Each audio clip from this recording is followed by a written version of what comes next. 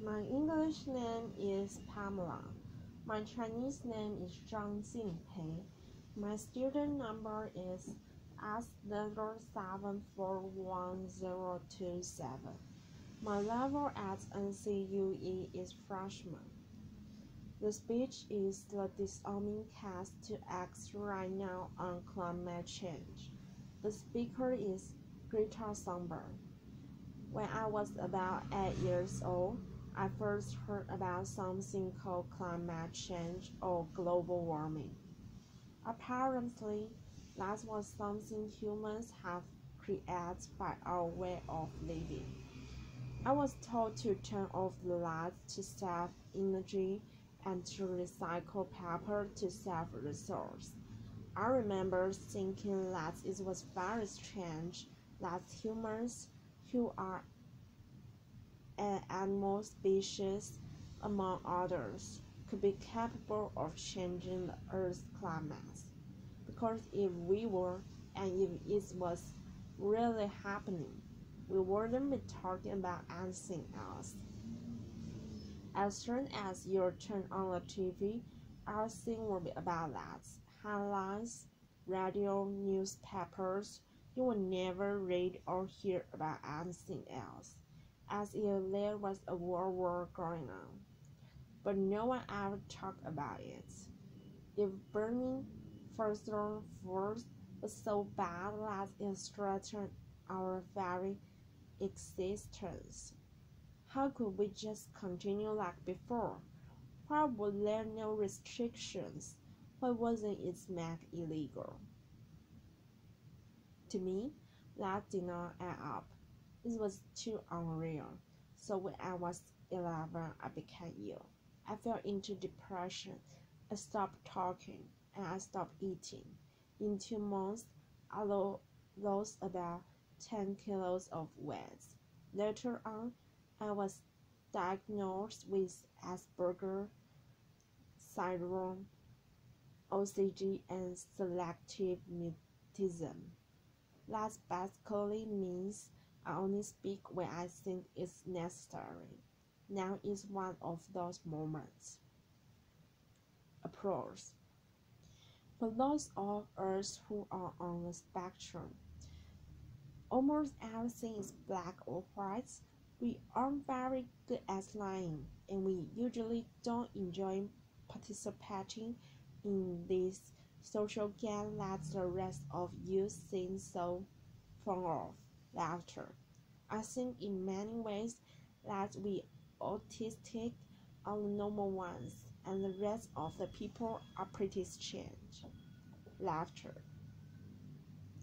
Especially when it comes to the sustainability crisis, where anyone keeps saying climate change is an existential threat and the most important issue of all, and yet they just carry on like before. I don't understand that, because if the emissions have to stop, then we must stop the emission. To me, that is black or white. There are no gray area when it comes to survival. Either we go on as a civilization or we don't. We have to change. Rich countries like Sweden need to start reducing emissions by at least 50% every year, and that is so that we can stay below a 2-degree warming target. Yet, as the IPCC have recently demonstrated, aiming instead of 1.5 degrees Celsius will significantly reduce the climate impacts. But we can only imagine what that means for reducing emissions. You will think the media and every one of our leaders will be talking about nothing else, but they never even mention it. Nor does anyone ever mention the greenhouse gases already locked in the system. No less air pollution is hiding the warming so that when we stop burning fossil fuels, we already have an extra level of warming, perhaps as high as 0.5 to 1.1 degrees Celsius. Furthermore, there's hardly anyone speak about the fact that we are in the midst of the sixth mass extinction, with up to 200 species going extinct every single day. Thus, the extinction rate today is between 1,000 and 10,000 times higher than what is seen as normal. No, there's hardly anyone ever speak about the aspect of equality or climate justice clearly stated anywhere in the Paris Agreement, which is absolutely necessary to make it work on a global scale. That means that rich countries need to get down to zero emissions within 6 to 12 years with today's emission speed, and that is so that people in poorer countries can have a chance to heighten their standard of living by building some of the infrastructure that we have already built, such as roads, schools, hospitals, clean drinking water, electricity, and so on. Because how can we expect countries like India or Nigeria to care about the climate crisis if we who already have energy don't care even a second about it or our actual commitment to the Paris Agreement?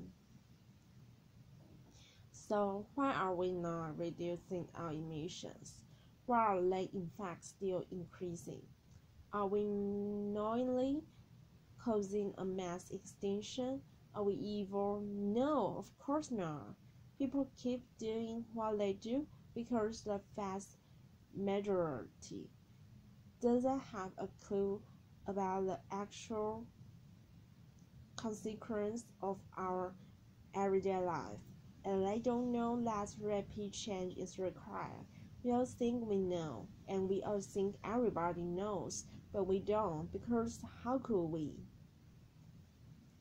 If there really was a crisis, and if this crisis was caused by our emissions, we were at least seeing some signs, not just flood cities, tens of thousands of dead people, and whole nations leveled to piles of torn down buildings. We were seeing some restrictions, but no, and no one talks about it. There are no emergency meetings, no headline, no breaking news. No one is acting as if we were in a crisis. Even more climate scientists or green politicians keep on flying around the world eating meat and dairy. If I live to be 100, I will be alive in the year 2103. When you think about the future today, you don't think beyond the year 2015. By then, I will, in the best case, not even have lived half of my life. What happened next?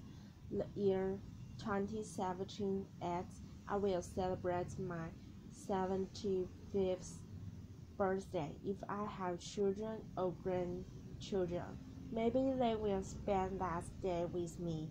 Maybe they will ask me about you, the people who were around back in 2018. Maybe they will ask why you didn't do anything while there still was time to act. What we do Oh, don't do right now will affect my entire life and the life of my children and the grandchildren. What we do, oh, don't do right now, me and my generation can undo in the future. So when school starts in August of this year, I decided that this was enough. I sat myself down on the ground outside of the Swedish parliament as school strike for the climate. Some people said that I should be in school instead. Some people said that I should study to become a climate scientist so that I can solve the climate crisis. But the climate crisis has already been solved. We already have all the facts and solutions. All we have to do is to wake up and change. And why should I be studying for a future that soon will be no more when no one is doing anything whatsoever to save that future? And what is the point of learning facts in the school system when the most important facts given by the finest science of that same school system clearly means nothing to our politicians and our society? Some people say that Sweden is just a small country and that it doesn't matter what we do. But I think that if a few children can get headlines all over the world just by not coming to school for a few weeks, imagine what we could do together if we wanted to do. Applause. Now we're almost at the end of my talk, and this is where people usually start talking about hope, solar panels, wind power, circular economy, and so on. But I'm not going to do that. We had 30 years of pep talking and selling positive idea. Am I sorry?